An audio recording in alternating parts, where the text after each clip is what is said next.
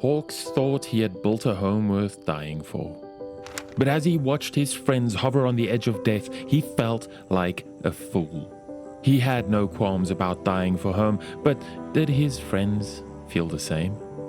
Were they here simply because he told them to be, or did they feel as he did?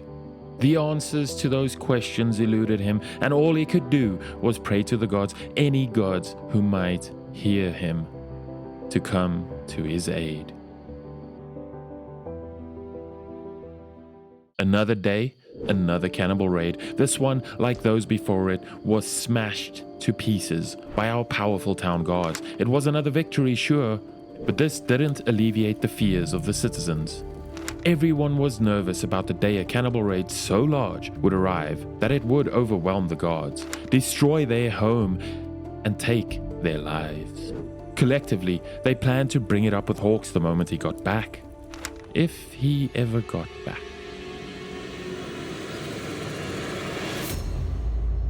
Hawkes had managed to hastily erect a camp to allow his comrades shelter from the elements as they recovered. But he knew their chances of getting out alive were minimal. They were missing legs. Beep had lost both of his arms. Their situation was desperate. They would either be eaten by spiders or starve silently after burning through their dwindling food supply. As those who could stand stood watch, death approached in the form of several powerful-looking bandits. Hawkes had already accepted his own fate, but he would fight to his last breath, defending his friends. But don't those uniforms look familiar? It was Surf and a collection of troops from home. Joy filled his heart, and more tears leaked from his eyes. Naturally, Surf said that she had just been bored and wanted to get out, but he knew the truth in his heart. She had come to save them. Sadly, they hadn't brought along any robotic limbs for the downed soldiers. I mean, how could they have known about the specific situation, right? And so they carried their wounded friends out on tired shoulders and set off across the spider plains and a potentially horrifying death. They certainly weren't out of the woods yet. They couldn't outrun anything given their heavy load, and so they fought their way across the spider plains, dodging what they could. Skin spiders, berserkers, bone dogs, and hyenas all tried, and they were all swiftly defeated.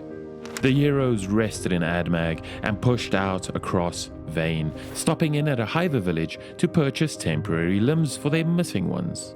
After making the last push across Bane and Dreg, they could see home. And Hawkes had never seen a more beautiful sight. One short day ago, he thought he would never see it again. As they rested, Beep grew restless. He was sick of having no arms, so he decided to make the run all the way to Black Desert City. He traveled through the fog, the Holy Lands, the Skim Sands, and the Deadlands. He was a hiver on a mission. Finally, he arrived at the city. He almost choked and died when he saw the prices of limbs, but he gladly paid for 2 shiny new arms. He even bought some spare limbs for the others. Sure, they were expensive, but he wanted only the best for his new hive. On his travels, Beep met Yasuke, an ex-United City samurai. While his skills had deteriorated, he was open to joining the army of home after Beep told him all about it. Back home, Hawkes was having one of his regular chats with Canhead. Ever since his imprisonment all that time ago, they had weirdly become friends, and after months of a strict diet of food cubes and rice bowls, Canhead was finally ready to cast aside his old ways. You see, he had observed through his bars. He had noticed the love, the respect, the hard work, and the honesty in this place. It was nothing like home, where if you turned your back for too long, if you showed even an ounce of weakness, you'd be roasted over an open fire and enjoyed just like any other meal. And while many in the town disagreed with Hawkes, he set Canhead free. Canhead did not attack, but pledged his allegiance to home. Hawkes offered him his old armor, but he refused. He did not want to be stuck in the past. He wanted to wear the uniform of home, and so he did. He did take up his old sword, however. Let's just hope that Hawkes made a good choice here. A huge cannibal raid hit town. They had somehow snuck into the walls of home and were attacking from within. It was almost as though someone from the inside had helped them in.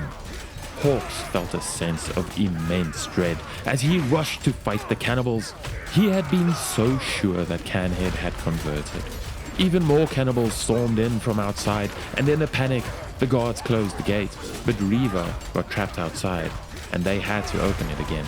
The first man out was Canhead. He lined up and took an almighty swing at Reva, only he missed. With stunning ferocity, he cut through his old comrades, dropping them in a single hit. He fought like a lion. Some fighters even stopped to stare in awe. With Canhead's help, we got the upper hand and managed to repel this raid. But this was brutal, the biggest one yet. If this was to come to an end, we would have to cut the head off of this snake. Through it all, one thing was for sure. Canhead's conversion was complete. He was no longer Canhead the cannibal. He was Canhead, a commander of the forces of home.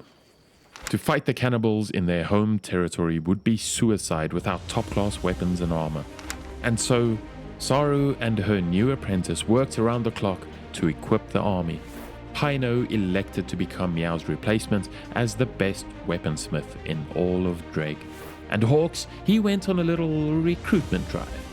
But a bunch of starving bandits wouldn't make an army. We needed top-class warriors for what lay ahead, the best of the best.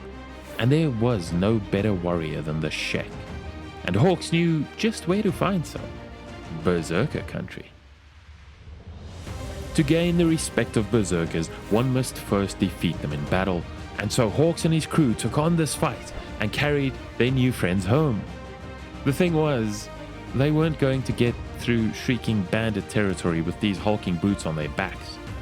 And so they elected to swim instead. And what a swim it was! Exhausted but exhilarated, our warriors emerged from the sea, even stronger than before. They took the berserkers home and stuck them in cages so that Hawkes could begin his newest recruitment drive. Take note here, kids, this is not a great way to make friends in real life. It can get you in trouble, and some people with guns will come looking for you. It's a great way to make friends in Kenshi, though. The berserkers integrated into the community flawlessly once they saw how free and fearless we really were. Halves even helped out with the inn. Life was good in town, but the looming cannibal threat was always a shadow on the minds of the citizens. But after months of hard training, our army was ready. Hawkes would lead the elites. Zan and Dirt formed the leadership of the Zap Squad. Shrike was elected leader of the Ruined Divers. Gurgle was in charge of the Wall, otherwise known as the Town Guard. Drake became the leader of the Backbone, a flexible squad that would help out wherever they were needed most. And finally, Rapture was elected leader of the Mad Squad, created solely from ex-berserkers. But before they marched out against the enemies of home, they would need to be united under an official name, the Bane. The Bane of all who oppress, all who exclude, all who warmonger, and all who enslave their fellow man. We were the bane to darkness, and our light would cleanse the world of Kenshi from all who ail it. And so they marched. They hit the first cannibal village without warning, decimating its population. Canhead led us forwards towards the cannibal capital, and there it was. But we needed rest after the long march and would take them by daylight. A group of cannibal hunters approached, interested in our plan to attack the HQ. They wanted in, and Hawkes had no problem with that. It was time for the battle to begin.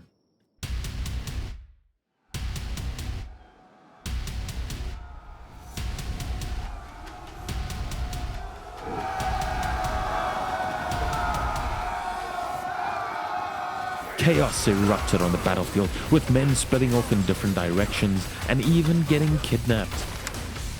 But in the end, good won the day, and as silence fell over the bloody mess that was the former capital, only one more obstacle lay before us: the HQ itself.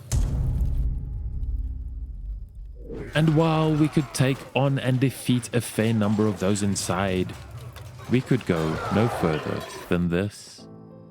For the cannibals, using dark magic had constructed an impassable force field in their HQ. No matter how many times we fixed things, hit Control-Shift F11 and ran away to allow the sector to reload, the barrier wouldn't fall.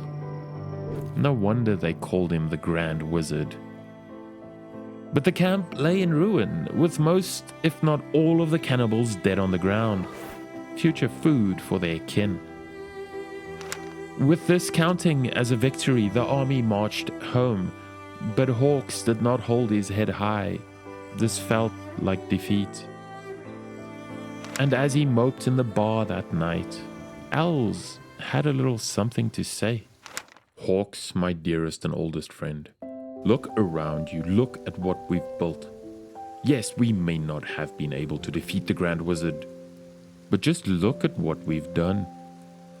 We've built a place where more than 100 people live and work and fight and love, where friends from vastly different backgrounds sit together and drink and eat and talk of all manner of things, where violence is not the norm but a necessity to maintain our way of life.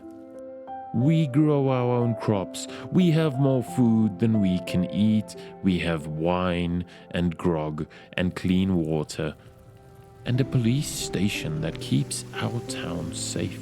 Hawkes, we've built more than some dinky little out-of-the-way town. We've built a home, and isn't that all we've ever wanted? Just then, a familiar face appeared at the bar's door, backed by Saru. It was Linnaeus, paying a very rare visit to home. He announced that he had a gift for us, and so we followed him.